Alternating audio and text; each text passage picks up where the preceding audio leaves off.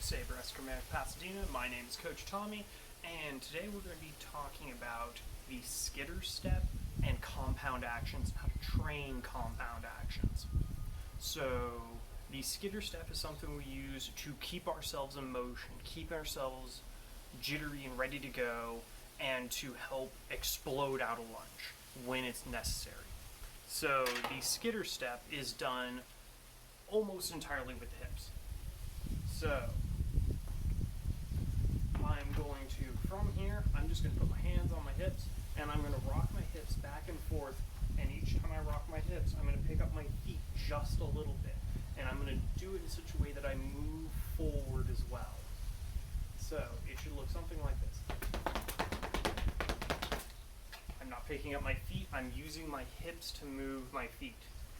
And the lunge off of this might look something like this. It's keeping you moving, it's keeping you guessing, and you're gaining just that little bit of ground. This goes along with our tempo talks that we've been having. So you want to keep that little bit of momentum going, and that's going to keep you having right of way as well.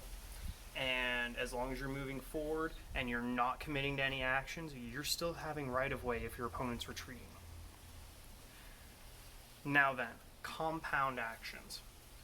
Compound actions are any time where the action goes beyond just attack or attack parry repost. So how we can train for that is going to be working with the 2-3-4-5 game that we do. Now then, normally we would just say student A attacks 2, student B parries 2, student B attacks 2, student A parries 2. Then we go 3, 4, and 5 through that. How we can train compound actions is incredibly important because we end up doing it so much in live fencing.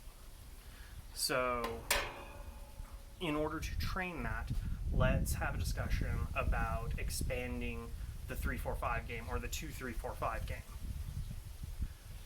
If you have a training partner, or sometimes we even do this in class as well, let's say student A does attack 2, student B parries 2, student B attacks 2 back, student B parries 2, and then throws a random attack.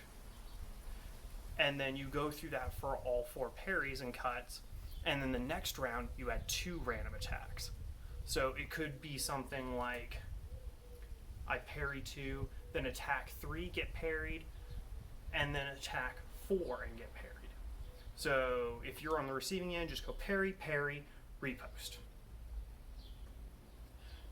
Now then, if we keep building on this, and then each one of our attacks has 5 additional attacks after it, then if you're able to parry all of those attacks and still make the riposte at the end and come out unscathed, you're doing pretty good.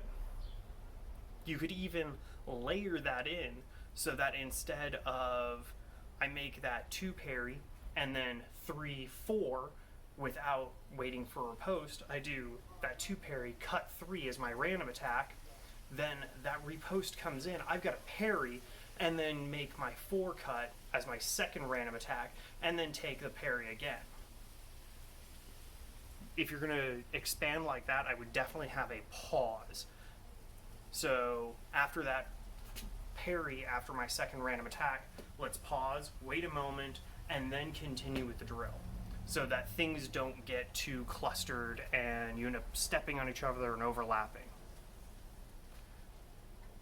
Compound actions are kind of hard to explain and train for without a training partner.